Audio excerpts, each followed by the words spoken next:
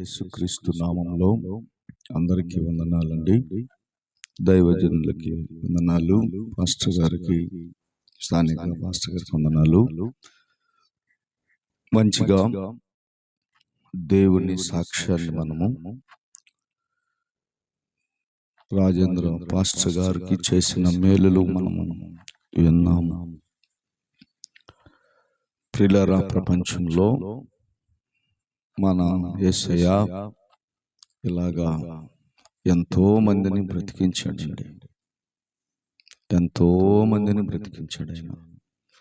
లక్షలు కాదు, కోట్ల మందిని బ్రతికించింది ఎవరు ప్రపంచంలో అంటే ప్రభు అయిన యేసయ్య బ్రతికించాడు. దేవునికి స్తోత్రం. వాస్తవమండి, యేసు ప్రభు ప్రేమ కలిగిన దేవుడు. ఆయన రక్తము కార్చాడు, మన పాపాలను కడిగాడు, మనలను శుద్ధులుగా చేశాడు. మరణ ఛాయలో ఉన్న వారిని బ్రతికించుటకు ఆయన భూమికి దిగివచ్చిన నజరేయుడైన యేసు మన ప్రభు. దేవునికి స్తోత్రం. మంచిదండి. నేను 1990 సంవత్సరం వరకు అన్యజనుగానే అంటే హిందూయిజంగానే ఉన్నాను. 91లో నేను 10వ తరగతి చదువుతున్నాను. ఆ తర్వాత 91లో యేసు ప్రభు అంటేనే నాకు తెలియదు, కానీ చాలా శోధనలో వచ్చినప్పుడు, మా తండ్రి గారు కూడా మరణ పరిస్థితిలో ఉన్నప్పుడు, హాస్పిటల్లో అడ్మిట్ అయినప్పుడు ప్రార్థన ద్వారా దేవుడు బ్రతికించాడు. దేవునికి స్తోత్రం. అట్లాగా యేసయ్యను 92 నుంచి నేను ప్రభుని నమ్ముకున్నాను. ఆ తర్వాత 95లో పరిపూర్ణంగా నేను మార్పు చెందాను. దేవునికి స్తోత్రం. ఆ రోజు నుంచి యేసు ప్రభు ప్రార్థన చేయడము, దేవునిలో ముందుకు సాగడము, అలాంటి అన్నీ కూడా నేను ఇంకా ప్రభు మీదే భారమేసి ఇక ప్రార్థన చేయడమే మంచిదనుకుని ముందుకు సాగుతూ వచ్చాను. సరే, మంచిది. నేను ఈరోజు వాక్యాన్ని మీకు అందిస్తున్నాను. వాక్యము చాలా ప్రాముఖ్యమైనది కనుక ఆ సాక్ష్యాలైతే చాలా గొప్పగానే ఉన్నాయి. నేనైతే ఊరికెట్లాగా మీకు చెప్పాను 2 మాటలు సాక్ష్యంతో. ప్రార్థన ద్వారా మా అమ్మగారు కానీ, మా తండ్రి గారు కానీ, నా కుమారుడు సాల్మన్ కానీ, ఆ ముగ్గురు మరణ పరిస్థితుల్లో నుండి ప్రభు బ్రతికించాడు మా ఇంట్లో. అందుకని నేను చాలా గట్టిగా దేవుణ్ణి పట్టుకున్నాను.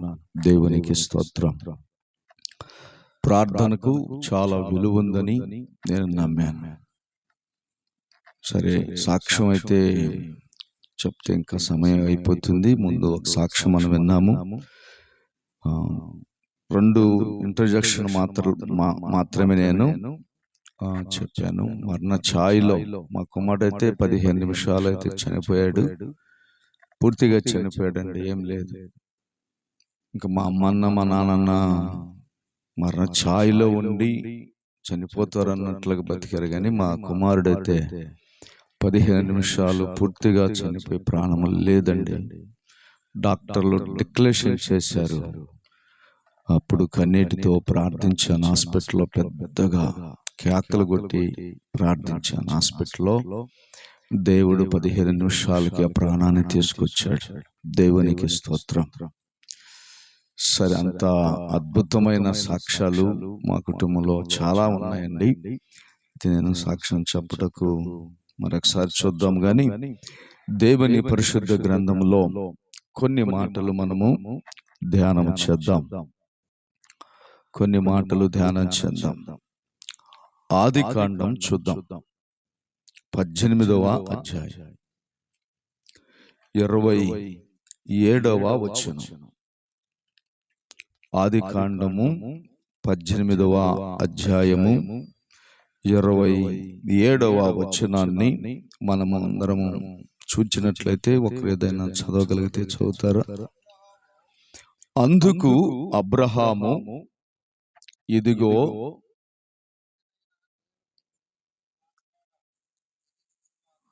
బూడిదయు ధూళియు బూడిదయు అయిన నేను ప్రభువుతో మాట్లాడ తెగించుచు ఉన్నాను. 50 మంది నీతిమంతులలో 5 తక్కువ అయితే 5 తక్కువ అయినందున ఆ పట్టణమంతయు నాశనము చేయుదువా అని మరలా అడిగెను. అందుకు దేవుడు, 45 నాకు కనబడిన వెడల నాశనము చేయనని దేవుడు మాట్లాడాడు. దేవునికి స్తోత్రం. హల్లెలూయా. ప్రియులారా, ఇక్కడ ఈ సందర్భం ఏమిటి అంటే, లోతు సొదొమ గొమొర పట్టణములో ఉన్నాడు. అయితే సొదొమ గొమొర పట్టణము చాలా ఘోరమైనటువంటి పట్టణంగా మారిపోయింది.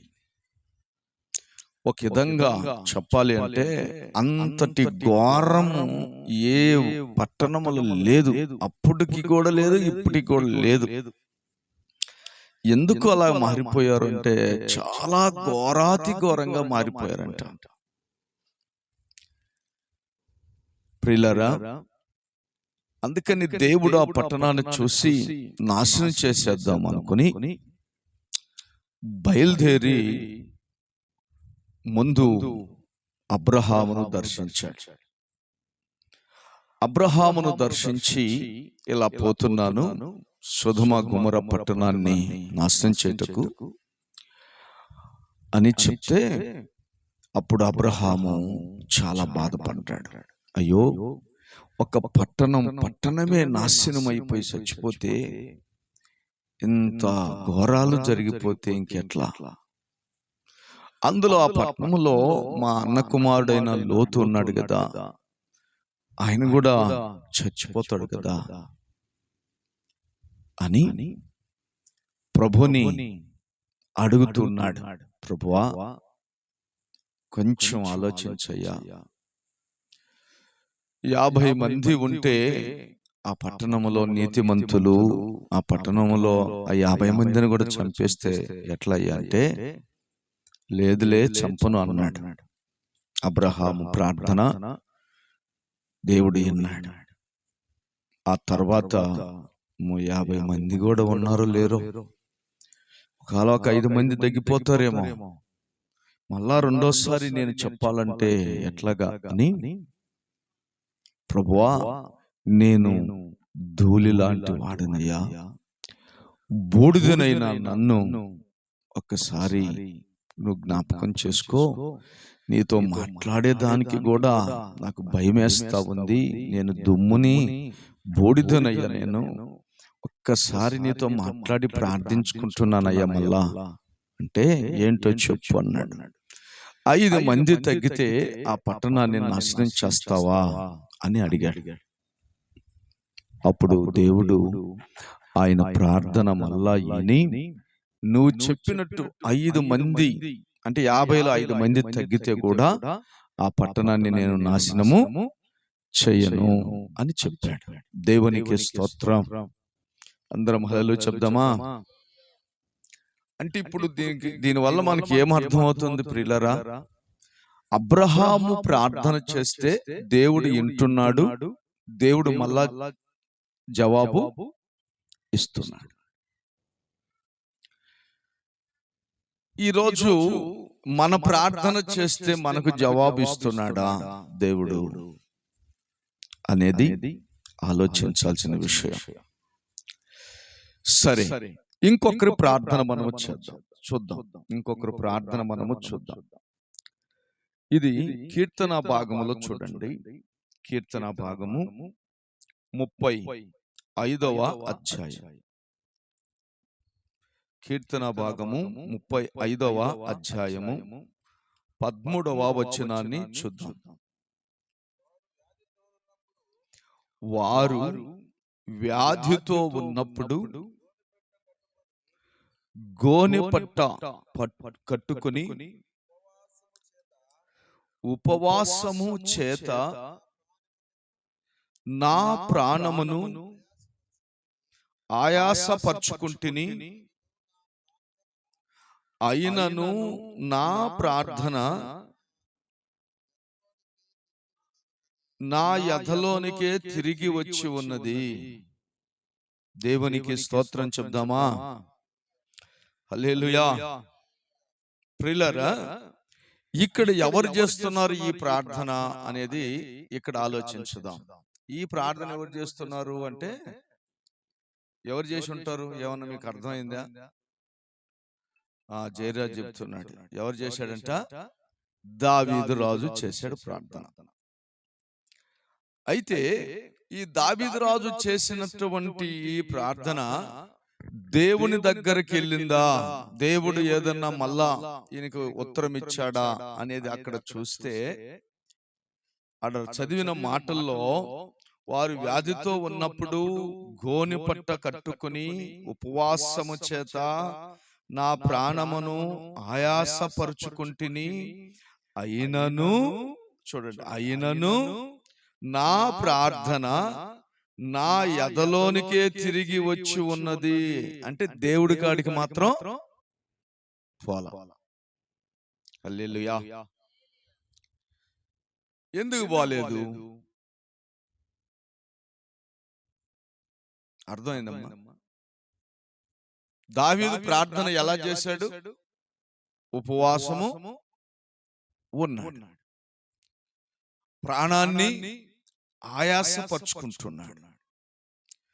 తర్వాత ఆయన చెప్పిన దానిలో మనము చూచినట్లయితే గోనెపట్ట కట్టుకున్నాడు. గోనెపట్ట అంటే మీకు అర్థమవుతుందా? మా నెల్లూరు భాషలో ఏం చెప్తా అంటే గోతాము అంటాం. ఇప్పుడున్న ప్లాస్టిక్ గోతం కాదు, గోగులు ఉన్నాయి కదా, అంటే గోంగూర ఉంది కదా, ఆ గోంగూర చెట్లకి కలప తీస్తారు. కలప అంటే నార. ఆ నార తీసి ఆ నారతో దారాలు ఫ్యాక్టరీలో చేసి ఆ దారము ద్వారా గోను సంచి తయారు చేస్తారు.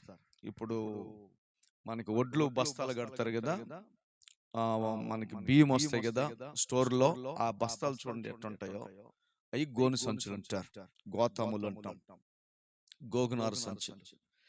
అయితే అలాంటి సంచులు, గోతాము సంచులు, గోను సంచులను కోసి తను వస్త్రాలను తీసి ఆ గోతాలు ఒంటికి కట్టుకొని, అంటే అర్థం ఏంటి?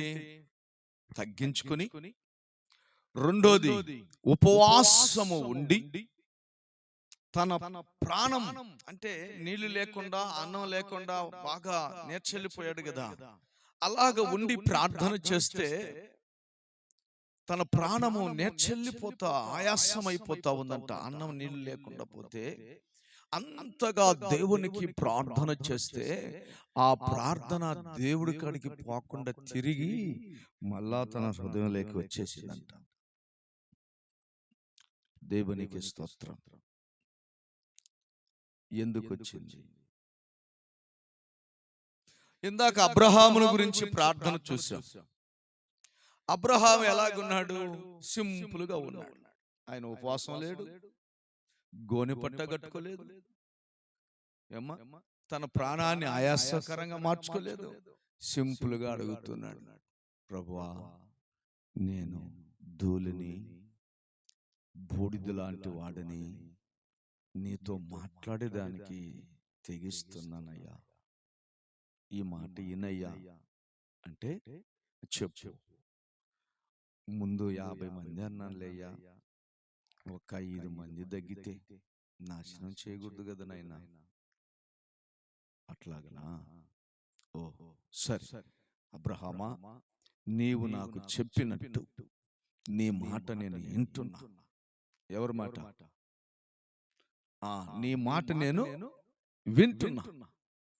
నువ్వు చెప్పినట్టు 45 మంది ఉంటే ఆ పట్టణం అంతా కాపాడుతానయ్యా అని దేవుడు తన ప్రార్థన తీసుకున్నాడు. దేవునికి స్తోత్రం. ప్రైజ్ ది లార్డ్ చెప్పండి. హల్లెలూయా. అమ్మ, ఇప్పుడు అర్థమైందా? అబ్రహాము ప్రార్థన దేవుడు సింపుల్గా చేస్తే కూడా ఆలకించాడు. దావీదు గోనెపట్ట కట్టుకున్నాడు, ఉపవాసం ఉన్నాడు. ఆ ఉపవాసం ద్వారా తన ప్రాణం అంతా ఆయాసమైపోయింది, అలసటైపోతా ఉంది, నేర్చెల్లిపోతా ఉన్నాడు. ఘోరంగా ప్రార్థన చేస్తున్నాడు. ఎంత ఘోరంగా ప్రార్థన చేస్తున్నాడంటే అంత ఘోరంగా ప్రార్థన చేస్తున్నాడు. ఆయన గురించి సాక్ష్యం మనం చెప్పాలంటే ఆ అధ్యాయంలో, ఇక్కడ కాదు కానీ ఇంకొక అధ్యాయంలో, తన చుట్టుపక్కల ఉన్న తన పనివారు అందరూ అనుకుంటున్నారు, అయ్యో తన కుమారుడు బాగలేకపోతేనే, వ్యాధితో ఉంటేనే ఈయన అన్నము లేకుండా, వస్త్రాలు లేకుండా గోతాన్ని కప్పుకొని ఈయన అంతగా ఆయాసంతో ప్రార్థన చేస్తున్నాడంటే, అన్నము ఇచ్చిన నీళ్లు తాగయ్యన్న తాగకుండా ఇంత నియమ నిష్టలతో ఇతను ఉన్నాడు అంటే, ఒకవేళ తన కొడుకు చనిపోయాడు అంటే ఈయన ఇంకా బ్రతుకుతాడా, మనకు రాజుగా ఉండగలడా అని గుసగుసలాడుకుంటున్నారంట అక్కడ. దేవునికి స్తోత్రం. ఎందుకు గుసగుసలాడుతున్నారంటే, తన కొడుకు చచ్చిపోయినాడు. ఎవరి కొడుకు? దావీదు కొడుకు చచ్చిపోయినాడు. ఆ ప్రార్థన పోలా పైకి. ఆ ప్రార్థన మళ్ళా ఎక్కడికి వచ్చిందంట? ఏమ్మా? ఆయన కాడికే వచ్చేసిందంట. అది పోలా, ఆయన కాడికే వచ్చేసింది. ఎందుకు పోలేదు? ఉపవాసం ఉన్నాడు. ఉపవాసం ఉన్నాడు. బట్టలు వేసుకోలేదండి. మనం ఇప్పుడైనా బట్టలు వేసుకుంటున్నాం, ఆయన బట్టలు వేసుకోలా. గోతాలు తీసుకుని మొలకి ఒంటికి కప్పుకున్నాడు, గోతాలు వేసుకుని కూర్చున్నాడు. అంటే అంతగా తగ్గించుకున్నాడు. దేవుడి కాడ ఉపవాసం ఉన్నాడు, ఆయన ప్రార్థన చేస్తున్నాడు. ఆయాసంగా మారిపోయింది తన జీవితం, ప్రాణమంతా. ఇంకందరూ చూసేదానికి ఈయన చచ్చిపోయేటట్టున్నాడు అని అనుకుని గుసగుసలాడుకుంటున్నారు. ఈ దావీదు కొడుకు చచ్చిపోయాడు, ఆ వార్త తెలిస్తే ఇంకేమవుతాడు అనిపించినట్లుగా అనుకుంటున్నారు జనాలు కూడా. పబ్లిక్ గా మాట్లాడుకుంటున్నారు. చెప్పనివ్వకండి, తెలవనివ్వకండి అన్న సందర్భాలు ఉన్నాయి. అంతగా ప్రార్థన చేసినా కూడా ఆ ప్రార్థన దేవుడి కాడికి పోక ఆ బిడ్డ చనిపోయాడు. అయితే ఎందుకు పోలేదు? ఆ ప్రార్థన ఎందుకు పోలేదు? అబ్రహాము ప్రార్థన చేశాడు, ఉపవాసము లేడు, గోతం గొప్పుకోలేదు, ఆయాసము లేదు, ఏమీ లేదు నాయనా అంటూ సింపుల్గా ప్రార్థన చేస్తే, నీ ప్రార్థన నేను తీసుకుంటున్నాను అబ్రహామా, నువ్వు చెప్పినట్టు నేను వింటానయ్యా, నీ మాట నేను వింటున్నానయ్యా అన్నాడే దేవుడు. కారణం ఏమిటండి? ఈ ఇద్దరు ప్రార్థనలో కారణాలు ఏమిటి? Praise the Lord. Hallelujah, hallelujah. మా ఎవరికైనా అర్థమైందా? అర్థమైందా? ప్రార్థనకు, ఒక ప్రార్థనకు దేవుడు జవాబిస్తున్నాడు, ఇంకొక ప్రార్థనకేమో అస్సలకి చెవుకాడు కూడా పోలేదంట. బైబిల్ క్లియర్ చెప్తుంది, రిటర్న్ వచ్చేసిందంట ప్రార్థన, తిరిగి తన ఎదలోకే వచ్చేసిందంట. దావీదు ఎదలోకి, తన హృదయంలోకి వచ్చేసింది ప్రార్థన. నీ ప్రార్థన ఎవరికి కావాలా? నీ మాట ఎవరు వింటారు? నువ్వు చెప్పినట్టు నేను ఎందుకు వింటాను? నీ వేషధారణ నాకెందుకు? నువ్వు గోతాలు కప్పుకుంటే నాకెందుకు? నువ్వు ఉపవాసం అంటే నాకెందుకు? ఎందుకు? నీ బుద్ధి మార్పు లేదు, నీ గుణము మార్పు లేదు, నీ ఆలోచన ఇంకా మారలేదు, నువ్వు చేసిన పాపానికి నువ్వు తెలుసుకోలేదు, నువ్వు పశ్చాత్తాపడలేదు, ప్రాధేయపడలేదు. నీవు పైకి మాత్రం ప్రజలు చూసేదానికి గోతాలు కప్పుకొని ఉపవాసం ఉండి ప్రార్థన చేస్తున్నావు, కానీ నీ ప్రార్థన, నీ హృదయము మంచిది కాదు అని దేవుడు నీ ప్రార్థన నా దగ్గరకు వద్దని పంపించేస్తే మళ్ళా తిరిగి దావీదు హృదయంలోకి వచ్చేసిందంట ఆ ప్రార్థన. హల్లెలూయా, ప్రైజ్ ది లార్డ్ చెప్తారా? హల్లెలూయా. ప్రార్థన అండి, ప్రార్థన రకాలు ఉన్నాయి, ప్రార్థనలో రకాలు ఉన్నాయి. ప్రార్థనకు శక్తి ఉంది, ప్రార్థనకు బలం ఉంది, ప్రార్థనకు సమాధానం ఉంది, ప్రార్థనకు దీవెనలు ఉన్నాయి, ప్రార్థనకు సంతోషం వస్తుంది, ప్రార్థనకు బాగుపడతారు. దేవునికి స్తోత్రం. Praise the Lord. హల్లెలూయా. అవునండి, ఒకతను నోటికుండా రక్తం పడుతూ ఉంది, నోటికుండా రక్తం పడుతుంది, గడ్డలు గడ్డలుగా, దగ్గితే వాంతొస్తే రక్తం పడుతూ ఉంది. భయపడి హాస్పిటల్ అడ్మిట్ చేశారు. తిరుపతి రొయ్య హాస్పిటల్ అడ్మిట్ చేశారు తిరుపతిలో. అయితే ప్రార్థన చేసుకోవాలని ఆలోచన వచ్చి ఫోన్ చేస్తాడు నాకు.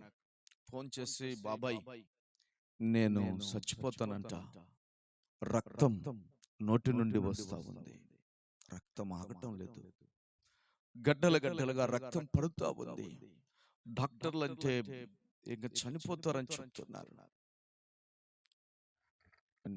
అంత చెయ్యి అంత కాలు అయిపోతా ఉంది, సన్నగిల్లిపోతా ఉన్నాడు మనిషి. ఇక రెండోది, ఆయనకు హెచ్ఐవి ఉంది, ఎయిడ్స్ ఉంది, ఎయిడ్స్ ఉంది. ఇంకా దాంట్లో బలమైన ఆహారం లేక పేద స్థితిలో ఉంటూ దరిద్రంగా ఉంటూ మంచి ఆహారం తీసుకోక ఇక ఎన్నో చెడు అలవాట్లు అయ్యి కూడా అలాగా రోగం ముదిరిపోయి ఆ రక్తం గడ్డలు గడ్డలుగా పడిపోతా ఉంటే వేడ్చాడు. బాబాయ్ ఇలా చనిపోతున్నాను, యేసు ప్రభుకి ప్రార్థన చేయి బాబాయ్, ప్రార్థన ఏడుస్తూ ఉన్నాడు. అయితే నేను ఆ ఫోన్లో ఆ మాట వింటానే నాకు ఫోను వింటూ కన్నీళ్లు కారుతూ ఉన్నాయి. దేవునికి స్తోత్రం. కన్నీళ్లు కారిపోతున్నాయి. అయ్యో, ఒక ఆత్మ ఇట్లా చనిపోతున్నది, ఒక ఆత్మ ఇలా చనిపోతుంది,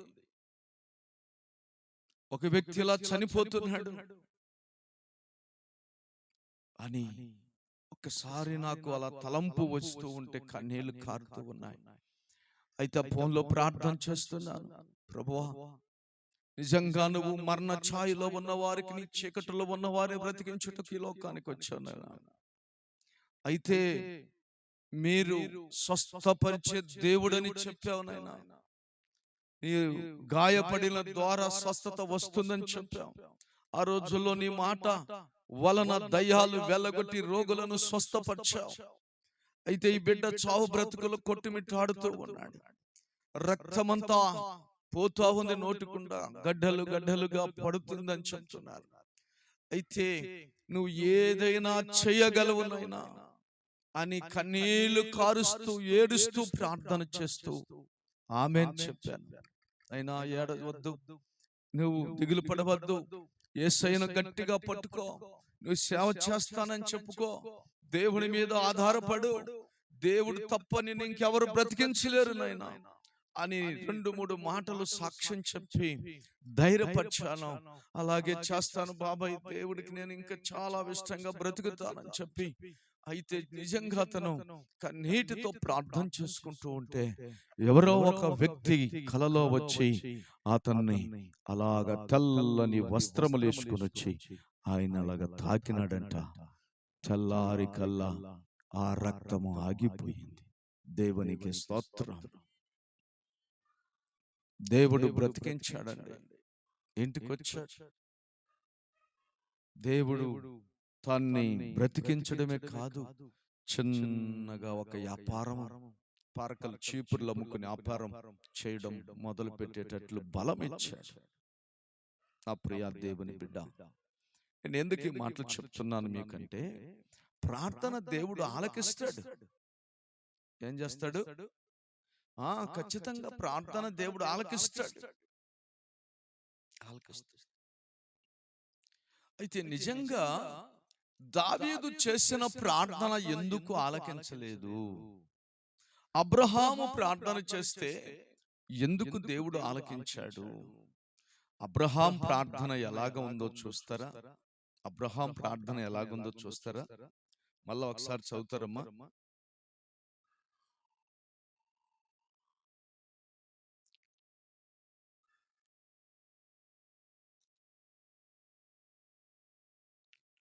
ఆది కాండము 28వ అధ్యాయం 18వ అధ్యాయం 27వ వచనం. అందుకు అబ్రహాము, ఇదిగో ధూళియు బూడిదనైన నేను ప్రభుతో మాట్లాడ తెగించుచున్నాను. చాలండి. ఏమైపోయి ఉన్నాడంటే అబ్రహాము? బూడిదనైనాను అంటున్నాడు. నిజంగా బూడిదయ్యాడా అబ్రహాము? ఏమ్మా అయినాడా? నిజంగా ధూళైపోయి ఉన్నాడా? అంటే దీని అర్థం ఏమిటి? అలాగా హృదయములో మనము తగ్గించుకోవాలండి. చాలా మంది తగ్గించుకోవటంలా, కోపం తగ్గించుకోవటంలా, అలగడం తగ్గించుకోవటంలా. ఏమండి, అలుగుంది కదా, అలుగుంది, తగ్గించుకోవడంలా, కోపం తగ్గించుకోవడంలా, పొగురు తగ్గించుకోవడంలా, దేశం తగ్గించుకోవడంలా, క్రోధం తగ్గించుకోవడంలా, ఇవన్నీ పెట్టుకొని ప్రార్థన చేస్తే ఆ ప్రార్థన దేవుడి కాడికి పోతుందా? శాల్తి పడడం, తమాషా పడడం, డబుల్ మీనింగ్ మాటలు మాట్లాడడం, రెండు అర్థాలు వచ్చే మాటలు. డబుల్ మీనింగ్ అంటే రెండు అర్థాలు వస్తుంటాయి, రెండు అర్థాలు వస్తాయి. ఒక మాటకి రెండు అర్థాలు ఉంటాయి. ఒక మాట ఏమో మంచిగా అనిపిస్తుంది, అదే మాట ఇంకొక అర్థం తీసుకుంటే చాలా చెడుగా ఉంటుంది. దేవునికి స్తోత్రం. మీరు మాట్లాడే వాళ్ళు లేరు, కానీ నేను మంచి వయసులో ఉన్నప్పుడు, యవన ప్రాయంలో చదువుతూ ఉన్నప్పుడు, కుర్రపిల్లలందరూ మేము డబుల్ మీనింగ్ మాటలే మాట్లాడేవాడు, రెండు అర్థాల మాటలే మాట్లాడేవాడు. చూసేదానికి ఏమో మంచి మాటలే, దాని అంతరార్థాలు మాత్రం చాలా బూతులు. దేవునికి స్తోత్రం. ఇలాంటి అన్ని తగ్గించుకోవాలండి. ప్రార్థన దేవుడి కాడికి పోవడం లేదంటే ఇంకా నువ్వు బూర్దిగా మారలేదు, నీ బ్రతుకు బూర్దిగా చేసుకోలేదు, నీ ఆలోచన బూర్దిగా మార్చుకోవడం లేదు. నీలో ఇంకా లోపల ఏదో ఒక అహం, ఏదో ఒక గర్వం, నీలో ఇంకా ఏదో నాకేమిలే అన్నట్టు, ఇంకా నేనేమిలే అన్నట్టు, నాకెందుకులే అన్నట్టు, ఇలాంటి అహంభావమైనటువంటి అహం అనేది పూర్తిగా మార్చుకున్నప్పుడే దేవుడు నీ ప్రార్థన ఆయన వింటాడు. దేవునికి స్తోత్రం. హల్లెలూయా, హల్లెలూయా. పూర్తిగా మార్చుకోవాలంట మన బ్రతుకుని. బూర్ది అంటే భస్మం అంటారు దాన్ని. ఏమంటారమ్మా? భస్మం, బూర్ది. పేడను బాగా కాల్చినప్పుడు, అది చల్లారినప్పుడు బూడిదైపోద్ది. కట్టెను బాగా ఉన్నప్పుడు, కాల్చినప్పుడు, చల్లారిపోయినప్పుడు కట్టి కూడా ఏమైపోద్ది? బూడిదైపోద్ది. మనం కూడా ఇప్పుడు కట్టిలాగా ఉన్నాము. మన మనసు ఏముగా మార్చాలి అంటే బూడిదగా మారాలి. మనం బూడిదగా మారాలి. దేవునికి స్తోత్రం.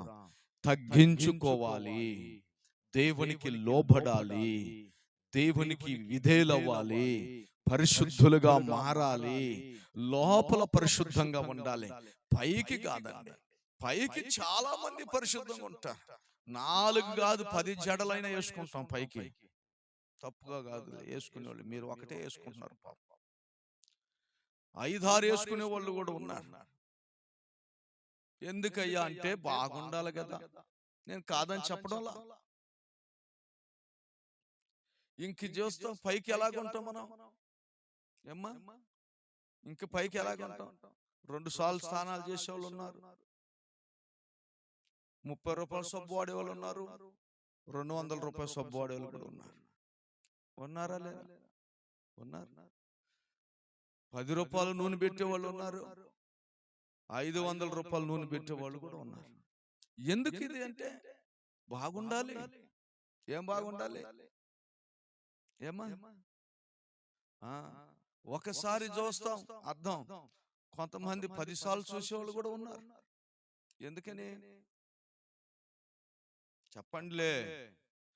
ఇంక నువ్వు పూర్తిగా మారి ప్రార్థన చేసింది ఎప్పుడు? నేను క్రైస్తుడినే, మళ్ళా నేను దేవుని బిడ్డనే, మళ్ళా స్తోత్రం అని, స్తుతి స్తోత్రం అని పాట పాడతాం. అయ్యా నా ప్రాణాత్మల్ని అప్పగిస్తున్నానయ్య అని పాటలు పాడతాం, తెగ పాడతాం. పాటల్లో నేను చాలా మందిని చూస్తే ఎంత తప్పు పాటలు పాడుతున్నారో. దేవునికి స్తోత్రం. పాటల్లోనే చాలా మంది తప్పులు చేస్తున్నారంట. పాటలు చాలా అర్థవంతంగా ఉంటాయి. నా ప్రాణాత్మల్ని అప్పగిస్తున్నాను, ఇంకేదేదో ఉన్నాయి, ఏలాది దూడలు ఏదో పాట ఒకటి ఉంది. దాంట్లో నేను నా జ్యేష్ఠ కుమారుని కూడా నీకు అప్పగిస్తాను అని పాటలు పాడతారంట. ఊరికినే అప్పగించింది లేదు, చేసింది లేదు, అంత బొలి పాటలే మనం పాడేది. దేవునికి అట్టని బాధపడబాకండి. పాటలు పాడాలి, ఏమైనా పాటలేం పాడాలి కానీ పాటల్లో పాడినంత మాత్రం మనం పాటించడం లేదు. ఊరికినే అట పాడుతున్నారు అందరూ చాలా మంది. దేవునికి స్తోత్రం. నువ్వు పాట పాడినా, వాక్యం చదివినా, ప్రార్థన చేసినా నీ హృదయం బూడిదగా మారాలి. హల్లెలూయా. ఎలా మారాలి? బూడిదగా ఉండాలి. అంటే నా బూడిది కానీ కట్టిలాగా ఉంటుందా బూడిది? పేడ పిడకలాగా ఉంటుందా బూడిది? అది కాలి ఏమైపోద్ది? బూడిద అయిపోతుంది. ధూళి బూడిద అయిపోయినట్లుగా మనం కూడా కట్టిలాగానో నాకేమి అన్నట్టుగా కనిపించే ఆహారం లాగా మనం కాదు గాని మన మనసు బూడిదగా దేవుడి కాడ మార్చుకోవాలి. అప్పుడు మన ప్రార్థన అక్కడికి వెళ్తుంది. దేవునికి స్తోత్రం. హల్లెలూయా, హల్లెలూయా. నేను ఒకసారి ఇందాక చెప్పాను, నా కుమారుడు హాస్పిటల్లో చనిపోయాడని. చిన్నతనంలో అతనికి అరుగుదల లేదని, కొంచెం బాగా ఫ్రీగా మోషన్స్ రావటం లేదని, బాగా ఆహారం తీసుకోవటం లేదని, మన చిన్నప్పుడు కారం నూరు పోసేవాళ్ళు పిల్లలకి. ఏం పోసేవాళ్ళు? ఆ కారం అంటే మాటే గానీ కారం ఏమేమి వస్తువులు కూడా తెలియదులే నాకు. కారం పోసేవాళ్ళు పిల్లకాయలకి, కారం పోసేవాళ్ళు బాగా ఉండాలని. ఇప్పుడు కారం పోసేవాళ్ళు లేరు. ఉన్నారా? లేరు. సరే, దానికి బదులు చిట్టి ఆముదం ఒకటి వచ్చింది మా ఊర్లో. మీ ఊర్లో ఉందో లేదోలే. చిట్టి ఆముదం అనేది ఒకటి ఉండేది. దాని గాని పోస్తే ఒక్కసారి కడుపు అంతా క్లీన్ చేసేస్తుంది. ఆ రోజుకి 2-3 సార్లు ఫ్రీ అయిపోతుంది, మోషన్ అయిపోద్ది అన్నమాట. ఈ పిల్లోడికి ఆ ఆముదం పోద్దామని చెప్పి మొత్తాన్ని కొనుక్కొని వచ్చి ఆ పాల్లో రూపాయి బిల్ల అంత పోసిన పిల్లకాయలకు 2 సుక్కలో 3 సుక్కలు వేయాలా నాకు తెలియక రూపాయి బిల్ల అంత పోసి తాగిచ్చిన. మొత్తానికి తాగడమే. మధ్యాహ్నం దాకా ఏమి కాల, ఒక్కసారి కూడా ఈ రోజులు కాల. ఏం ఆమదం, ఈ ఆమదం దొంగ ఆమదం ఇది కూడా అనుకున్నా నేను. మధ్యాహ్నం ఒక్కసారి అట్లా కూర్చున్నాడు పాపం అనుకున్నా. 3 గంటలకి ఇంకొంచెం కూర్చున్నాడు, 4 గంటలకి ఇంకొంచెం కూర్చున్నాడు. ఇంక పోతే మొత్తానికి రాత్రికి మన కుండకి చిల్లు కొట్టినట్టు అయిపోతా ఉంది. తెల్లారికి ఇంకా ఎక్కువ అయిపోయింది, ఇంకా మధ్యాహ్నం ఇంకా ఎక్కువ అయిపోతా ఉంది. ఆ సాయంత్రానికి పిల్లోడికి జ్వరం వచ్చేసింది, తట్టకలు పడిపోయినాడు. తలకాయ నిలబడడం లేదు. ఏమనైనా అన్నాడు, ఓ నాయన ఇదేంది ఇట్లాగా అయిపోయింది, ఏముందో నాయన అని హాస్పిటల్కి తీసుకుపోయేదానికి డబ్బులు లేవండి. ఆ రోజు సేవ చేసే రోజుల్లో కనీసం డబ్బులు లేవండి. చాలా కఠినంగా ఉన్నా, చెప్పులు లేకుండా ఉన్నా, పేస్ట్ కొనుక్కునే డబ్బులు లేకుండా ఇటుకరాయి రుద్ది ఆ పొళ్ళు రుద్దుతా ఉన్నా, చాలా చాలా పేద స్థితిలో ఉన్నాను. అయితే చాలా క్లిష్టమైన స్థితిలో ఉన్నాను. ఆ చొక్కాలు కొనుక్కునేదానికి స్తోమత లేకపోతే ఆ పాత చొక్కాలు అమ్ముతారు ఆ టంకు రోడ్లో, తెల్ల చొక్కాలు అమ్మేవాళ్ళు. వాళ్ళకి ఒక 20-30 రూపాయలు ఇస్తే చొక్కాలు ఇచ్చేవాళ్ళు. ఆ చొక్కాలు వేసుకుంటూనే ఉన్నాను. చాలా క్లిష్టమైన పరిస్థితి. ఛార్జీలకి లేకుండా కొన్ని కిలోమీటర్లు నడుచుకుంటూ వెళ్ళి సేవ చేస్తూ వస్తున్నాను. కానీ పిల్లోడికి బాగలేకపోతే డబ్బులు లేక ప్రైవేట్ లో చేర్చలేక గవర్నమెంట్ హాస్పిటల్లో చేర్చాను. వాళ్ళు అడ్మిట్ చేసుకొని చాలా కండిషన్ సీరియస్ గా ఉందని సిలైన్ పెడుతూ ఉన్నారు. అయితే ఆ నైట్ అంతా సిలైన్ పెడతా ఉంటే ఇంకా ఎక్కువైపోతా ఉంది. Motions motions motions. తెల్లారికి ఏం చేస్తారు వాళ్ళు అంటే మొత్తానికి ఒక ఇంజెక్షన్ తీసుకొచ్చేసారు. ఇంజెక్షన్ వేస్తా ఉంటారు. పండబెట్టుకున్నాను. ఇంజెక్షన్ వేసారు. పెద్దగా క్యాకేస్తూ ఉన్నాడు పిల్లడు. ఆ ఇంజెక్షన్ వేస్తా ఉంటే పెద్ద పెద్ద క్యాకేసి క్యాకేసి క్యాకేసి క్యాకేసి ఇంజెక్షన్ తీసి ఇట్లా రుద్దుతూ ఉన్నాను. ఊ అన్నాడు ఒక సౌండ్. అంతే, సడన్ గా ఏడుపు నిశ్శబ్దం అయిపోయింది. ఏడ్చి ఇప్పుడు దాకా ఏడ్చి పిల్లడు పాపం ఒక్కసారి ఆపేశాడు. పిల్లడు మంచిది, ఏడుపు ఆపేశాడు అని చెప్పి ఇలా చూసిన, మంచి పిల్లడు ఏడు అని ఇలా చూస్తే తల వాలిపోయింది. ఏమో ఎందుకు తల వాలిపోయిందని చెప్పి ఇట్లా అన్నా. ఇట్లా కంటే కళ్ళు మూతలు పడిపోయినాయి. చెయ్యట్టంటే పడిపోతుంది, కాలు ఇట్టంటే పడిపోతా ఉంది. నాయన అంటే ఏం లేదు. సార్ సార్ అని డాక్టర్ని పిలిచి అంత దూరంకి వెళ్ళాడు డాక్టర్. ఏమిటంటే ఏందో సార్ బిడ్డ ఇలాగ అయిపోయాడు, రండి సార్ అన్నాను. పరిగెత్తుకుంటూ వచ్చాడు. చూస్తే ఇంకా పైకెత్తి ఇలాగ ఎగరేశాడు. లాభం లేదు, పండబెట్టారు. పెద్ద డాక్టర్ చెప్తే పరుగులను వచ్చారు. వాళ్ళు గుండె మీద గుద్దారు, స్పర్శ లేదు. ఆ తర్వాత ఇంకొక పెద్ద డాక్టర్ వచ్చాడు. ఆయన తొడబట్టుకొని తొడబెల్లం కథ కథ కథ కథ కథ నొప్పాడు, నొక్కాడు, బాగా నలిపాడండి. మన అట్ట చర్మం పట్టుకుంటేనే ఎంత చూరుకుంటది. వాళ్ళు ఇంగ్లీష్లో చెప్పాడు డెడ్ అయిపోయాడని. నాకు అర్థమైంది ఇంగ్లీష్. అప్పుడు కన్నీళ్లు కార్చాను. యేసయ్యా, ఈ బిడ్డకు ప్రాణాన్ని తీసుకొచ్చేవ్వండి. దేవునికి స్తోత్రం. హాస్పిటల్లోనండి ఎంతకంటే మీకు ఇక్కడ చిన్నగా చెప్తున్నాను కానీ హాస్పిటల్లో పెద్ద కేకేశాను. హాస్పిటల్లో యేసయ్యా, నా బిడ్డను బ్రతికించండి, ప్రాణాన్ని తీసుకురండి ప్రభువా అని ఏడ్చాను. మా భార్య పెద్దగా వెయిట్ చేసింది, ఏడుస్తుంటే యేసయ్యా యేసయ్యా అని. అయితే అలాగే ఏడుస్తున్నాను, ప్రార్థన చేసి కేకలేస్తూ ఉన్నాను. ఈ బిడ్డ బెడ్ మీద పండు పెట్టేస్తున్నారు వాళ్ళు.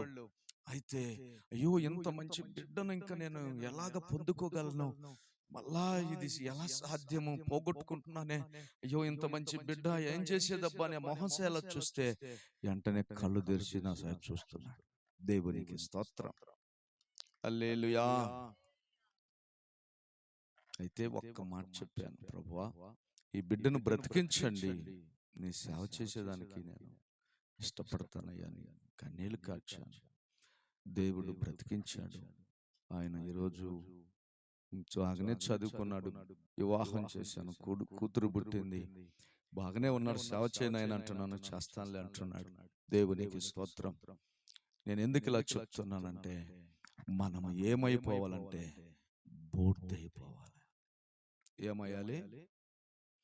బూర్దిగా మారాలి. ప్రార్థన చేసేటప్పుడు మనలో కుళ్ళు, కుతంత్రము, కక్ష, దేశము, పగ, ఈశ ఎవరి మీద గాని, అత్త మీద గాని, కోడల మీద గాని, ఆడబిడ్డ మీద గాని, అన్నదమ్ముల మీద గాని, మామల మీద గాని, ఇరుగువారి మీద, పరుగువారి మీద గాని నీలో కుళ్ళు, కుతంత్రాలు ఏమీ ఉండకూడదండి.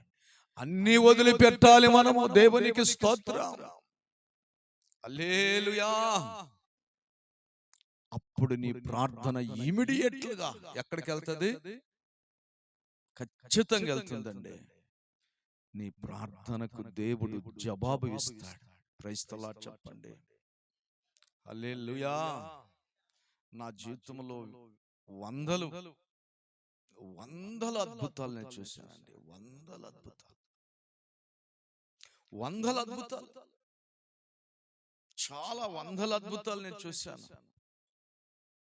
కొన్నిసార్లు నాకు చేపలు అంటే చాలా ఇష్టం, మాంసం అస్సలు తిన్నాను. అటువంటిది ఒక ఆమె చేపలు ఎత్తుకొని వస్తా ఉంది. అది సముద్రం చేపలు.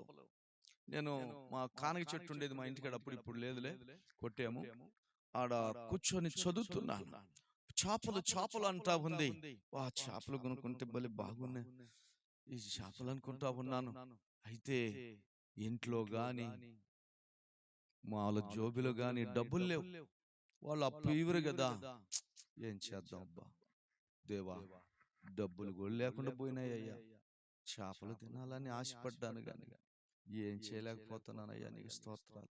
చేపలు కొనేదానికి డబ్బులు లేనందుకు నీకు స్తోత్రాలు నాయనన్న. హల్లెలూయా. కొనుక్కునేదానికి కాదు స్తోత్రం. దేనికి? డబ్బులు లేని దానికి కూడా నీకు స్తోత్రం తండ్రి అన్న. బైబిల్ చదువుకుంటున్నా. అరగంట అయిపోయింది. చేపల వాళ్ళు వెళ్ళిపోయినారు. ఆమె కూడా అమ్ముకొంత ఊరంతా వెళ్ళిపోయింది. మొత్తానికి ప్రార్థన, ఆ ప్రార్థన చేశా. డబ్బులు లేనందుకు, కొనుక్కునేదానికి స్తోమత లేనందుకు నీకు స్తోత్రం ప్రభు అన్న. కానీ ఆశపడ్డా. అయితే ఏం జరిగిందో తెలుసా? 2 కాకులు వచ్చినాయండి. 2 కాకులు వచ్చి కావు అన్నాయి. ఏడా? కానగ చెట్టు మీద నుంచి ఈ పైన రెట్టేస్తాయని హూ అన్న. హూ అంటే 2 కాకులు 2 చేపల కింద వేసింది. ఏం చేపలు? 2 చేపల కింద పడ్డాయి. సముద్రం చేపలు. తీసుకున్న 2 చేపలు. ఎంత గొప్ప దేవుడు అండి, ఎంత గొప్ప దేవుడు అండి. మిరకల్స్, అద్భుతాలు. మన ప్రార్థన దేవుడు ఆలకిస్తాడు. కానీ మనం హృదయము ముందు బోర్డిగా మారాలి. దేవునికి స్తోత్రం. మన హృదయంలో గంపుడు పెట్టుకుని యేసయ్యా అంటే కూడా ఆ ప్రార్థన మళ్ళీ ఏడకి వస్తుంది? తప్పదు. దావీదు ప్రార్థన ఏడకి వచ్చింది? హృదయంలోకి వచ్చింది. అబ్రహాం ప్రార్థన ఎక్కడికి వచ్చింది? సింపుల్ గా చేసిన ఏడకి వచ్చింది? దేవుడి కాడికి వచ్చింది. అంతేకాదండి, మంచిగా నువ్వు మారి ఉన్నప్పుడు, భక్తి కలిగి ఉన్నప్పుడు, పొరపాటున కూడా నువ్వు మాట్లాడే మాటలు ఏది మాట్లాడినా కూడా జరుగుతాయండి. చాలా జరిగిపోతాయి. ఏదైనా చెప్పినా, బాధతో ఏదైనా చెప్పినా కూడా జరిగిపోతాయి. అందుకని మన మాట చాలా జాగ్రత్తగా ఉంచుకోవాలి. దేవునికి స్తోత్రం. ఇంకొక మాటను మీకు చెప్తాను. అబ్రహాము ఎలాంటి వాడు అనేది చూస్తే 23వ అధ్యాయం ఆదికాండం చూడండి. ఎలాగ తగ్గించుకున్నాడు? 5వ వచనం, 23:5 చూడండి.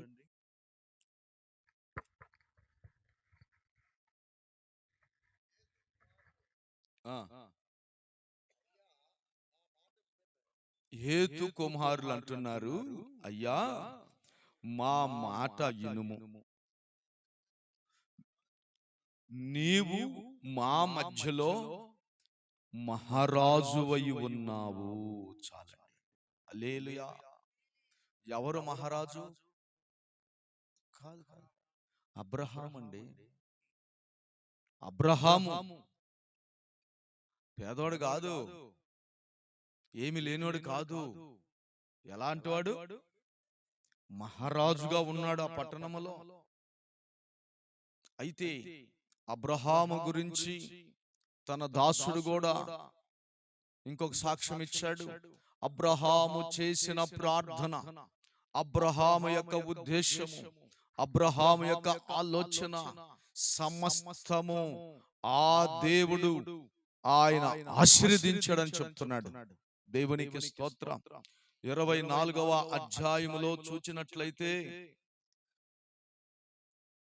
24వ అధ్యాయం ఆదికాండము 24వ అధ్యాయము 34వ వచనాన్ని చూడండి, తన ఎలియాజరు తన దాసుడు ఏం చెప్తున్నాడు అబ్రహాము గురించి. అంతటా అతడు ఇట్లా అనెను, నేను అబ్రహాము దాసుడను. చూడండి ఏమంటాడు, యెహోవా నా యజమానుని ఎలాగా, కొద్దిగానా, బహుగా ఆశీర్వదించెను. గనుక అతడు ఏమైపోయాడు, అబ్రహాము గొప్పవాడు. దేవునికి స్తోత్రం. గొప్పవాడు అయిపోయాడు అబ్రహాము. అయితే ఇంతటి గొప్పవాడైన అబ్రహాము, మహారాజుగా ఉన్న అబ్రహాము ఏమని పలుకుతున్నాడు తన హృదయములో, నేను ధూళిని బూడిదనయ్యా, నీతో మాట్లాడేదానికి ఒక్కసారి మాట్లాడుతున్నానయ్యా, నా ప్రార్థన ఆలకించయ్యా అంటున్నాడు అబ్రహాం. దేవునికి స్తోత్రం. Praise the Lord. మా ఊర్లో ఒక ఆయన అంటే మంచి రౌడీ, శాకరయ్య అంటారు ఆయన. ఆయన తాగి వస్తున్నాడంటే ఆడపిల్లకాయల పాపం అమ్మో బుడుక్కుని వెళ్ళిపోతారు. ఈదిలో ఉన్న వాళ్ళు కూడా లోపలికి వెళ్ళిపోతారు. ఇంత కాదు పని. ఒకసారి తగ్గుపడితే ఈ ఊరు నన్ను ఏమి చేయలేదు అంటున్నాడు. పాపం తొడదాడుతున్నాడు, మీసం కొడుతున్నాడు. ఎవరని ఏం చేయలేరు అంటున్నాడు. నాకు చంద్రబాబు నాయుడు బుర్రరా నాకు అంటున్నాడు. ముఖ్యమంత్రి అప్పుడు చంద్రబాబు ఉన్నాడు, అప్పుడు కూడా ఇప్పుడు ఉన్నట్టు అప్పుడు కూడా ఉన్నాడు. చంద్రబాబు నాయుడు బుర్రరా నాది అంటున్నాడు. నాతో ఎవర్రా పోటీ అంటున్నాడు. మొత్తానికి ఆ స్తంభాన్ని గుద్దుతున్నాడు, మొత్తానికి ఈ గోడను గుద్దుతున్నాడు. రాండ్రా ఎవరో ఊళ్ళో వాళ్ళు అంటున్నారు. ఊళ్ళో వాళ్ళు ఎవరు రావడం.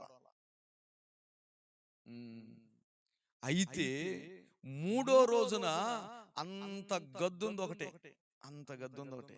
ఏంది చెప్తారా? చెప్పలేరులే. తేలు ఎంతది? అంతది ఉంటుంది తేలు. అది గుట్టింది ఆయనకి. ఏది? తేలు గుట్టింది. ఇప్పుడు ఆయనకి చెక్కలు ఉన్నాయి. వాళ్ళ ఆయన ఏదో పాము చెక్కలు అయ్యి అని పెట్టున్నాడు ఇంట్లో. ఆ చెక్కలు వేసినాడు, ఇంకేదో వైద్యం చేసినాడు, మొత్తానికి అన్ని చేసినాడు. ఆడ నిప్పు పెట్టి కాల్చినాడు, అంతా చేసేసినాడు. మొత్తానికి అలిగాల కాలిటి ఎత్తుకొని, అయ్యో పాత్రరా నేను చచ్చిపోతానయ్యా అంటున్నాడు. 3 రోజులప్పుడు ఈ ఊరు నన్ను ఏమి చేయలేదన్నాడు. మీసం కొట్టాడు, తొడగట్టాడు, ఈ గోడను గుద్దాడు, ఈ స్తంభాన్ని గుద్దినాడు. ఎంత గద్దు తేలు దెబ్బకి ఏంద్రైతే ఇతను వంగిపోయి చచ్చిపోతానయ్యా అని గడగడ గడగడ గడగడ వణుకుతున్నాడంటే మనిషి ఏ పట్టువాడండి? మనిషి ఏ పట్టువాడు అనుకుంటున్నారు? ఏమన్నా మనం గొప్ప? చెప్పండి మీరు, మనం ఏమైనా గొప్ప వాళ్ళమ్మా? ఒక్క చిన్న వ్యాధి వస్తే, తలనొప్పి వస్తే ఏమైపోతాం? అల్లాడిపోతాం. కానీ పౌరుషం, పొగురు, కోపం, ఇసురు, తలకాయ ఇసురు, అబ్బో చాలా చాలా ఉంటాయి. దేవునికి స్తోత్రం. హల్లెలూయా. అయితే అబ్రహాం ఎలాంటి వాడు? మహారాజు. అబ్రహాం ఎలాంటి వాడు? గొప్పవాడండి. ఆయన ఏమంటున్నాడు? నేను ధూళిని, నేను బూడిదనై నీతో మాట్లాడేదానికి తెగిస్తున్నానయ్యా, నా మాట ఒక్కరు ఆలకించునైనంటే చెప్పునైనంటే చెప్తే సరే, నీ మాట నేను వింటానన్నాడు దేవుడు. హల్లెలూయా. కానీ దావీదు ఉపవాసం ఉన్న, గోని పట్ట గట్టుకున్న, ఆయాసంగా మారిపోయిన ఆయన ప్రార్థన అలా కమ్మిదాకా పోయి మళ్ళా వచ్చేసి హృదయంలో చేరిపోయిందంట. దేవునికి స్తోత్రం. Praise the Lord. హల్లెలూయా. అయితే ఈరోజు మనం ఎలాగ మారాలంటారు? ఇప్పుడు ఏమా నీ హృదయంలో ఏమేమి పెట్టుకొని, ఏదేదో పెట్టుకొని, దేశం పెట్టుకొని, ఇతరుల మీద కోపం పెట్టుకొని, వాళ్ళు అట్టగాలేదే వీళ్ళు ఇట్టగాలేదే అని ఏదేదో పెట్టుకొని నువ్వు ప్రార్థన చేసి నీ ప్రార్థన పైకి పోతాయా? నీ ప్రార్థన ఎంటాడా? ఎనడు. దేవునికి స్తోత్రం. హల్లెలూయా. ఒక రెడ్లు ఇంటికి వెళ్ళి నేను ఇంటింటికి వెళ్ళి కరపత్రాలు ఇస్తున్నా. వరకాయపూడిలో సైకిల్ ఉంది అప్పుడు నాకు. సైకిల్ వేసుకుని వెళ్ళి ఊరికి ఎప్పుడు కరపత్రాలు ఇచ్చేవాడిని. ప్రభుని నమ్ముకోండమ్మా, ప్రార్థించుకోండమ్మా. ఒక రెడ్డి గారు బజార్కి వెళ్ళి ఇస్తే వాళ్ళు ప్రభుని నమ్ముకున్నారు. ట్రాయ్ అన్నారు. పోయాను. అక్కడ మా అత్త వాళ్ళు ఉంటే పరిచయం చేసుకున్నాను. మా అత్తోళ్ళు ఉన్నారమ్మా ఇక్కడ, అందుకని ఏదో సువార్త చేసి వాళ్ళ ఇంటికి పోదామని వచ్చానంటే, అయ్యా మేము ప్రభుని నమ్ముకున్నాము, నేనే పాస్టర్గా నడిపిస్తున్నాను సంఘాన్ని, రండి లోపలికి అని నాకు వెంటనే భోజనం పెట్టి నాకు నీళ్ళు ఇచ్చి మర్యాద చేసి రెడ్డిస్ కూర్చోబెట్టారు. అయితే వచ్చేటప్పుడు ఒక్క మాట చెప్పింది. నేను ఈ లోపల చాలా దేవుడి మాటలు చెప్తా ఉంటే ఆమెకు ఎందుకు విశ్వాసం వచ్చింది. ఆమె మాట్లాడింది, అయ్యా నీతో చెప్పుకోకపోతే ఎవరికి చెప్పుకుంటాను, నువ్వు దేవుడు తర్వాత దేవుడు లాంటి వాడు సేవకుడు. అయితే నాకు రక్తస్రావం ఆగటం లేదు, హాస్పిటల్కి పోయినా కూడా ఆగటం లేదు. అయితే ఇదిగో ఈ నూనె నువ్వు ప్రార్థన చేసి, ఈ నీళ్లు ప్రార్థన చేసి ఇస్తే నేను తాగుతానయ్యా, రక్తస్రావం ద్వారా నీరసమైపోతా ఉంది, ఆగడం లేదు అని చాలా బాధపడింది. సరే మొత్తానికి మాది దేవుడు బాగు చేస్తాడు, ఆయన స్వస్థపరుస్తాడమ్మా, దేవునికి అసాధ్యమైనది ఏమీ లేదు కదా అని ప్రార్థన చేసి విచ్చాను, తాగింది. సరే మళ్ళా లేచిపోతేటప్పుడు ఇంకొక మాట, అమ్మాయి పెద్దమ్మాయి ఇట్రా అని ఆ ఇంట్లో ఉన్న అమ్మాయిని పిలిచింది. 8 సంవత్సరాలు అయిపోయింది ఈమెకి వివాహం జరిగి, అయితే సంతానం లేదు, కొంచెం ఏదన్నా ప్రార్థన చేయనైనా అంటే, మీరు చేయలేదమ్మా క్రిస్టియన్ గా అంటే, చేశాం కానీ ప్రతిఫలం లేదు. అప్పుడు నాకు ఆలోచన వచ్చింది, అమ్మా ఆమెతో చెప్పాను, షారాకు దేవుడు సంతానం ఇచ్చాడు, మానోహాకు సంతానం ఇచ్చాడు, ఎలిజబెత్కి సంతానం ఇచ్చాడు, రెబెకాకు సంతానం ఇచ్చాడు, ఇట్లాగా నీకు ఇస్తాడు. అయితే నువ్వు చేసే ప్రార్థన దేవుడి కాడికి పోవడం లేదంటే, నీలో ఇంకా ఏదైనా కుళ్ళు, కుతంత్రము, దేశము, పగ, కక్ష, ఇతరుల మీద ఏదైనా పెట్టుకొని ఉన్నాయేమో, ఇతరులు ఏదైనా హేళన చేస్తున్నాయేమో, ఇతరుల గురించి ఇంకితరులకు ఏదైనా చెప్తూ ఉన్నాయేమో, ఇలాంటి బుద్ధి ఉండి ప్రార్థన చేస్తే దేవుడు ఆలకించడు. నా మాటను ఇవన్నీ వదిలిపెట్టు, పక్షాతాపడు.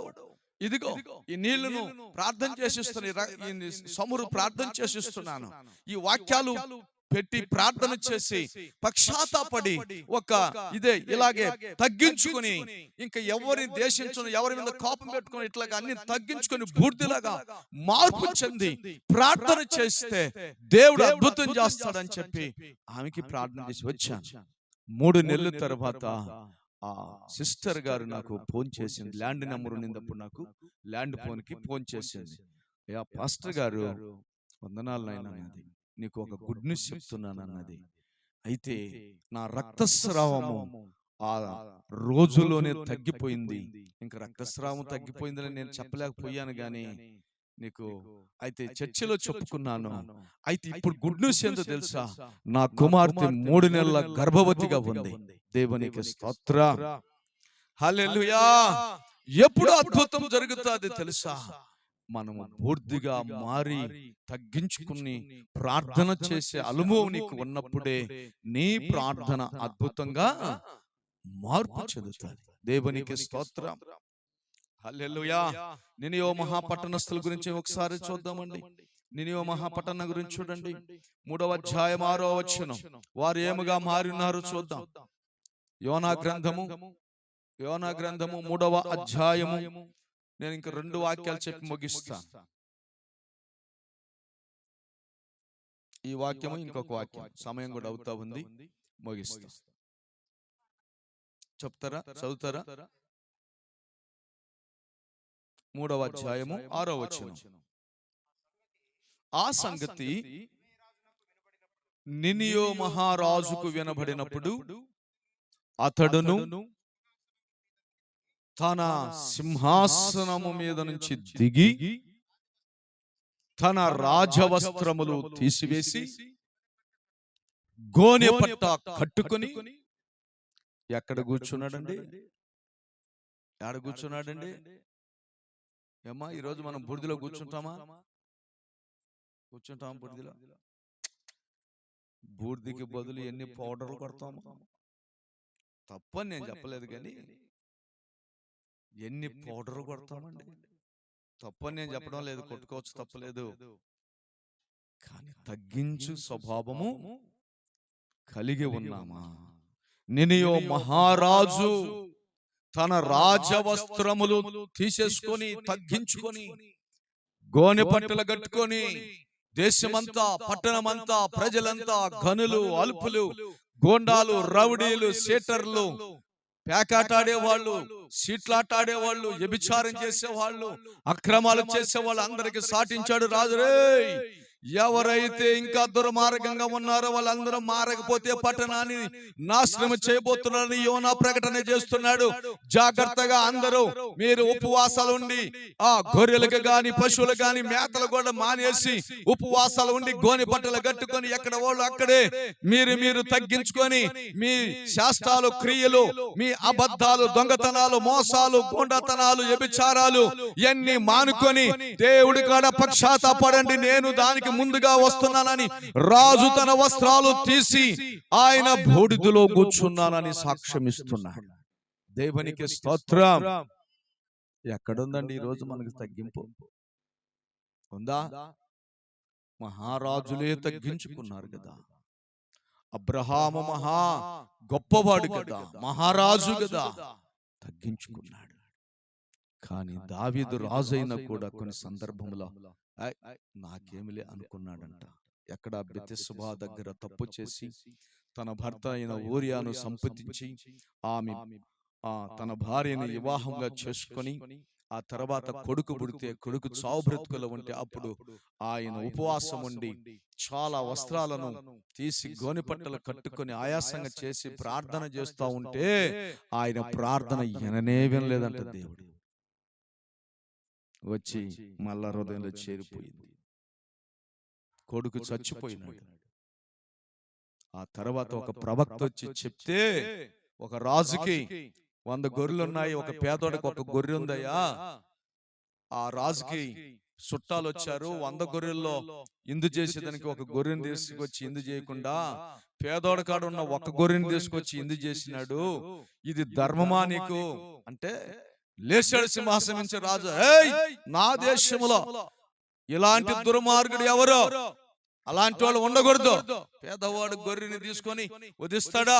100 గొర్రెలుంటే తీసుకోవచ్చు కదా అని దావీదు సింహాసనం లేచి ఉగ్రుడైపోయి, ఎవరు వాడు, ఇప్పుడే నిర్మూలన చేసేద్దాం, ఉండకూడదు చేద్దాం మన దేశంలో అలాంటి వాడిని అంటే, అప్పుడు ఎవరో కాదయ్యా, తమరే, మీరేనయ్యా, దేవుడు నాతో ఈ కథ చెప్పమన్నాడు, నీతో చెప్తున్నానన్నప్పుడు అప్పుడు 51వ కీర్తనలో పశ్చాత్తాపడ్డాడంట దావీదు. దేవునికి స్తోత్రం. ఎప్పుడు? అప్పుడు పశ్చాత్తాపడితే అప్పుడు విన్నాడంట మళ్ళా దావీదు ప్రార్థనలు. అప్పుడు దాకా పోలేదండి, ప్రార్థన పోలేదు. ఈరోజు మన జీవితంలో ఒకసారి అర్థం చేసుకోండి. మీ హృదయం ఎలాగా ఉంది, ఈ ఆలోచన ఎలా ఉంది. ఏ ఒక్కరి మీద కూడా నీకు ద్వేషం ఉండకూడదు, ఏ ఒక్కరి మీద కూడా నీకు పగ ఉండకూడదు, ఏ ఒక్కరిని కూడా ఎగతాళి చేయకూడదు. వాళ్ళు చెడ్డోళ్ళైనా సరే వాళ్ళ గురించి నువ్వు పట్టించుకోకూడదు. నీవు దేవుడి కాడ తగ్గి బూర్దిగా మారినప్పుడు నీకు అద్భుతం దేవుడు చేస్తాడు. దేవునికి స్తోత్రం. ఎస్తేరు గ్రంథములో చూడండి, ఇంకొక మాట నేను చెప్తున్నాను. ఎస్తేరు గ్రంథములో 4వ అధ్యాయం 1వ వచనం చదవండి త్వరగా. 1 జరిగినదంతయు తెలియగానే మొర్దెకై తన బట్టలు చింపుకొని గోనె పట్ట వేసుకొని బూడిద పోసుకొని పట్టణము మధ్యకు బయలు వెళ్ళి మహాశోకముతో రోదనము చేసి రాజు గుమ్మము ఎదుటకు వచ్చును. దేవునికి స్తోత్రం. హల్లెలూయా. ప్రియులారా, పట్టణములో ఉన్న వీధులను చంపుతారని దండోర కొట్టించిన తర్వాత అయితే యూదులు, ఎస్తేరు, మొర్దెకై, ఆ సమాజం అంతా ఏమి చేశారో తెలుసా? బట్టలను తీసి గోనె పట్టెలు కట్టుకొని వారు బూర్దెను పోసుకున్నారంట పైన. మేము బూర్దితో సమానమని అర్థం. బూర్దెను పోసుకున్నారంట. తగ్గించుకున్నారు. చంపేయండి. ఎలా చంపాలి? ఇక్కడ ఒక ఇల్లు ఈదుడు ఉందనుకో, ఈ చుట్టుపక్కల ఉండే అన్ని జనులకు చెప్తారు, మీ 10 మంది కలిసి ఫలానా తేదీ వచ్చినప్పుడు ఈ కుటుంబాన్ని కొట్టి చంపి వాళ్ళ ఇంట్లో బంగారము, వాళ్ళ ఇంట్లో ఎండి, వాళ్ళకున్న ఆవులు, మేకలు, గొర్రెలు, ఒంటెలు, గాడిదలు, పొలాలు మొత్తం మీ 10 మంది పంచుకోండి. మీ మీద కేసు లేదు, ఏమీ లేదు, మీకు ఛాన్స్ అని చెప్పేశాడు రాజుగారు. అంత ఘోరమైన శాసనం రాస్తే కానీ మళ్ళా యూదుల్ని చంపకుండా ఉండేటట్లుగా వారు తగ్గించుకొని బూర్దిగా పోసుకొని ప్రార్థన చేస్తే దేవుడు ఆ ప్రార్థన విన్నాడు. ఆ శాసనాన్ని రద్దు చేశాడు. ఎవరును చంపకుండా దేవుడు ఆపేశాడు. దేవునికి స్తోత్రం. హల్లెలూయా, హల్లెలూయా. నా ప్రియ దేవుని బిడ్డ, యెషయా గ్రంథములో ఒక మాటను మనం చూద్దాం. యెషయా గ్రంథం 61:3లో దేవుడు ఏమంటున్నాడు చూడండి. లాస్ట్ ఫైనల్ మాట ఇది ముగిస్తాను. ఇంకా యెషయా గ్రంథం 61:3లో ఏమంటున్నాడు చూడండి.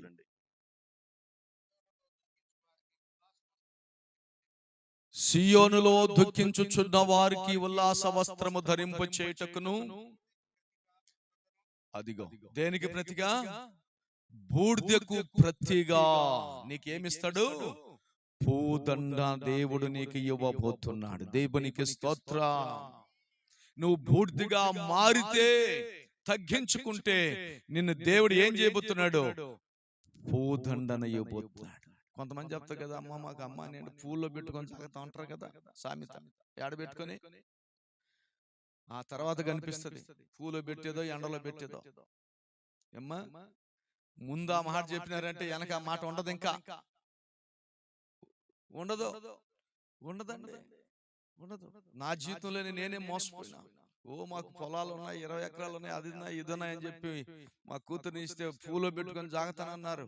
మా కూతురికి బాగలేకుండా వచ్చేస్తే 24 లక్షలు అప్పు తెచ్చి కూతుర్ని బ్రతికించాలనుకొని నేను చాలా ప్రయాసపడ్డానండి. 2 సంవత్సరాలు ఇల్లు వదిలిపెట్టి ఏలూరు హాస్పిటల్లో బాడిగలు తీసుకుని అక్కడే స్టే చేసి ప్రార్థన చేశాను. అయితే నీ కూతురు ఎందుకు బతకలేదు పాస్టర్ అంటారేమో, అనుకోవచ్చేమో కూడా మీరు ఇక్కడ. కానీ దానికి ఒక కారణం ఉంది. దేవునికి స్తోత్రం. హెబ్రీ రాసిన పత్రిక 11:38 ఉంది. శ్రేష్టమైన పునరుద్ధానము పోవారు, మరీ శ్రేష్టమైన పునరుద్ధానం పోయేవారు వారు వేతన పడతారు గాని వారు విడుదల నందరంట. ఆ వాగ్దాన ప్రకారం కొంతమందిని దేవుడు తీసుకుని ఉంచుకుంటాడు. దేవునికి స్తోత్రం. కొంతమందిని దానికి ఎన్నుకొని ఉంటారు. అందుకని ఇక్కడ బాధపడి శ్రమ పడేదానికంటే నా దగ్గర పెట్టుకుంటానని దేవుడు పెట్టుకునేదానికి తీసుకుని పోతాడు. మనమేమో బాధపడతాం చనిపోయారని. ఇలాగ కొంతమందిని ఎన్నుకొని ఉంటారు. ప్రార్థన చేసిన కూడా విడుదల రాకుండా ఉందంటే అలాగ దేవుడి కాడ పెట్టుకున్నారని మన ఆ వాక్యాన్ని బట్టి అర్థం చేసుకోవాలి. దేవునికి స్తోత్రం. అయితే నువ్వు బూర్దిగా మారితే బూర్దైన నిన్ను దేవుడు ఏమంటున్నాడంట? పూదండనగా నిన్ను మార్చేస్తాడని ప్రభు చెబుతున్నాడు. దేవుడి మాటలు దీవించునుగాక. ప్రార్థన చేద్దామా? మోకరించండి.